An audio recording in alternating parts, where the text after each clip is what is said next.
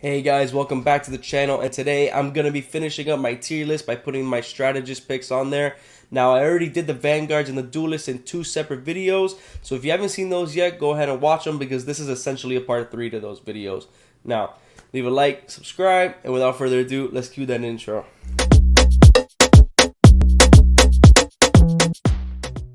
Alright guys, first up we have Autumn Warlock, and Warlock for me is going to go in the okay tier. I would put him in between Iron Fist and the Black Panther. So he doesn't work like most of the healers, so he doesn't shoot at you to heal you. He has an ability in which you heal someone and it can bounce and heal other people. And he also has a soul bond in which he takes damage and distributes it into health for his other allies. And his passive ability lets him revive himself after death, and it comes back after a long cooldown. And if you have a Mantis and Starlord on your team, they also get that passive, which, same thing, they die, they can come back, and then wait a long time to get it back. His ultimate's pretty good. He brings back the team. Anyone who dies in a certain radius can come back. The problem is that they don't come back full health. They come back half health. And if you have an Iron Man ult or a Bucky ult just waiting for that, they're like frothing at the mouth. They're ready. They're like, come on, give it to me, please. So, yeah, the OK tier is pretty good for Warlock. Alright, next up is Cloak and Dagger, my strategist main, and I'm going to try to be as unbiased as possible, but I am going to stick them in the meta tier right behind Wolverine and right in front of Hulk. Now, let me tell you why. So, the way they work is they're two different characters in one. They have two different kits, but they're also the same in a way. So the way Cloak works is that he does damage, Dagger does the healing.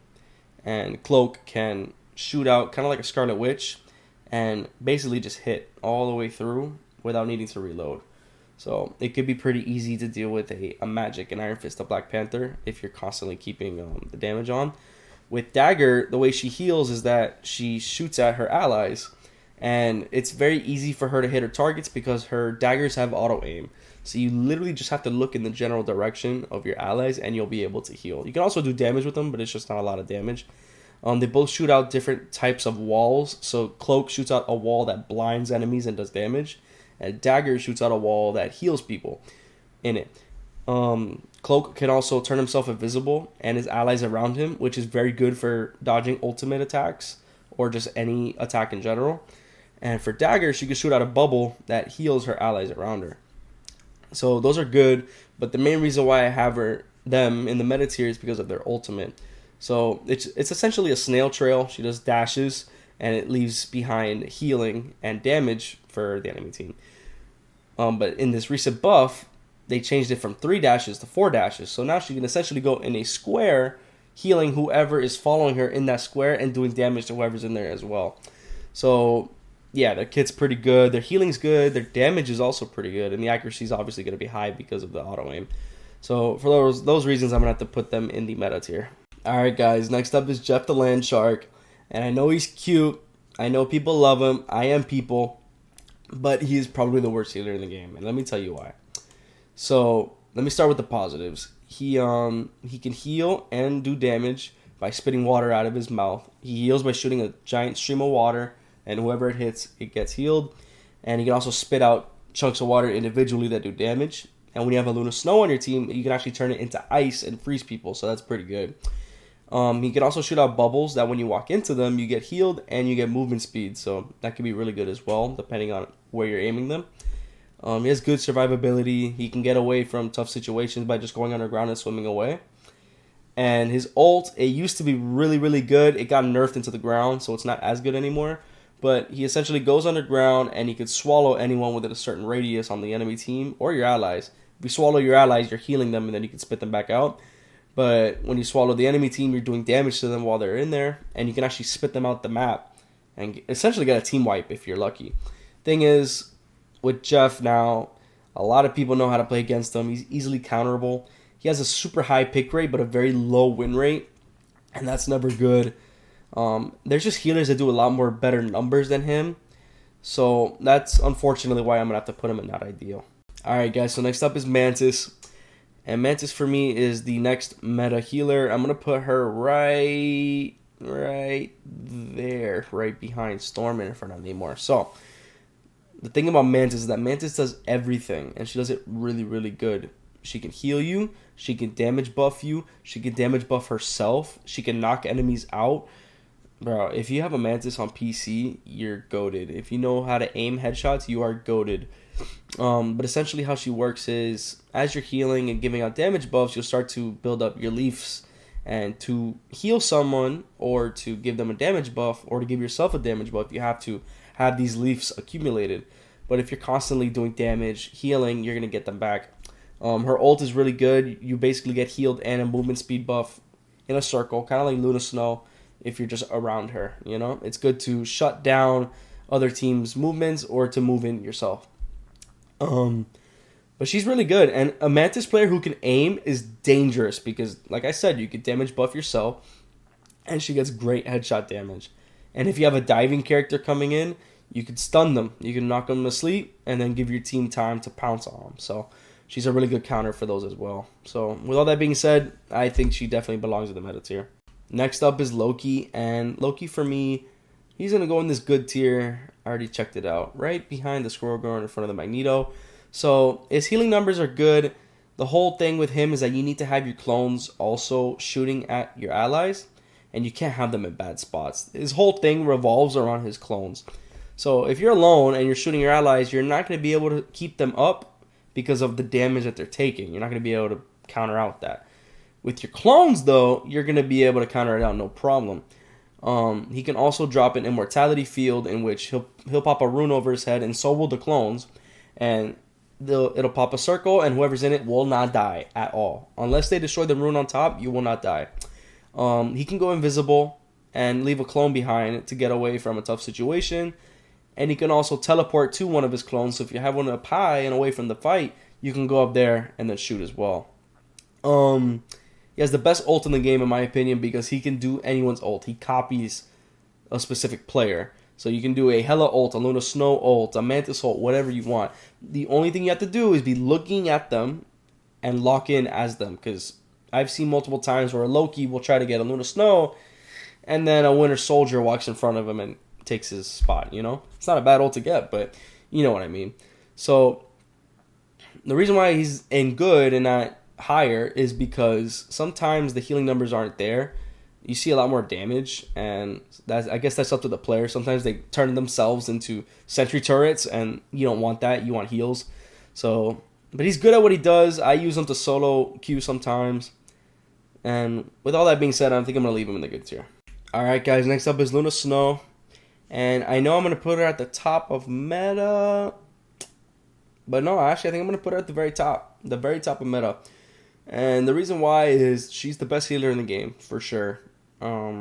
A good Luna Snow can win you a game single-handedly. As long as you're protecting them, she can do it, in my opinion. We all know about her ultimate. For 13 seconds, you will not die. As long as she has it on, she can get killed by a Magneto or an Iron Man ult, but she is so fast that it's hard to hit her with those. You have to be really close. She heals you by shooting at your allies. She can also do good damage with her headshots, and she can amplify that with an ability that increases the damage and increases the healing. She can stun enemies that come close to her with an ice ball. So you can either stop a dive coming or start a stagger on the other team. You can even heal your teammate by not even looking at them. You can put an ability on them that'll heal them itself while you're keeping your team focused. So, yeah, Luna Snow is most definitely the top of meta and definitely the best healer in the game. Alright guys, next up is Rocket. And he's one of those that started closer to the bottom for me, but has very quickly moved his way up. And I think I'm going to put him in the good tier right behind Iron Man and in front of Groot. So with Rocket, if you have a Rocket that's pocketing you the whole time and just healing, you're good. You are so good. There was a guy who got to Grandmaster with 0 damage on Rocket Raccoon. So that just shows how potent he is at healing. He has a revive ability in which you can stick it in a corner, and the first person to die gets brought back immediately. It can also drop armor packs, so you can go pick those up and have some extra armor for the next fight. If you have a Punisher on your team or a Winter Soldier, you get a shared ability in which you throw it on the floor, and the Punisher and Winter Soldier have infinite ammo. They could shoot without reloading forever. Well, until it expires. His ultimate, when it comes to support ults, I would say is closer to the bottom, but it's still really good. It's a massive damage buff for the entire team, depending on if you're close enough to the device or not. But a good rocket could put it anywhere, you know? Great survivability. He has 2 charges on his jetpack in which he's able to get away from dive characters, such as like a Psylocke ult. He can just fly right out of that thing. Same with a Jeff. I think the good tier is a good spot for him. He can also team up with Groot, that he gets on his shoulders and basically becomes immortal. At least for the Groot. If you have good aim, you can get the rocket off. But for him individually, even without that stuff, I still think he's in the good tier, all the way closer to the top. And finally, last but not least, we have the newest strategist in the game, Invisible Woman. And she right now is really good. I don't think she's meta yet, but she definitely will be soon. For now, I think I'm going to put her behind the Groot and in front of the Winter Soldier. So the way she heals is that you just shoot at your allies. It's like a boomerang, so it goes back and forth. So if you have people in a line, you're going to do damage to people in that line or heal in that line. She has a shield ability in which she can pop a shield in front of her allies. Not completely over them, but only in front of them. And they'll be healed if they're behind it. She has a force, push, and pull ability in which if you have a dive character coming in, you can just push them away. Or if you have a staggered healer on the other team, you can just pull them in and get an easy pick. She also has a damage ability in which she chucks an orb, and there's a little AoE, and if you're in it, you're taking a good amount of damage. So that's good against the dive characters. She also has a double jump in which once she jumps, she goes invisible, so you can also get away from those said dive characters.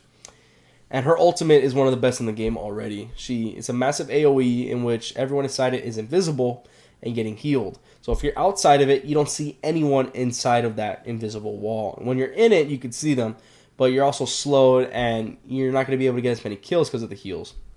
So her kit's really good. She will be meta soon for sure, unless she gets nerfed, then we'll see.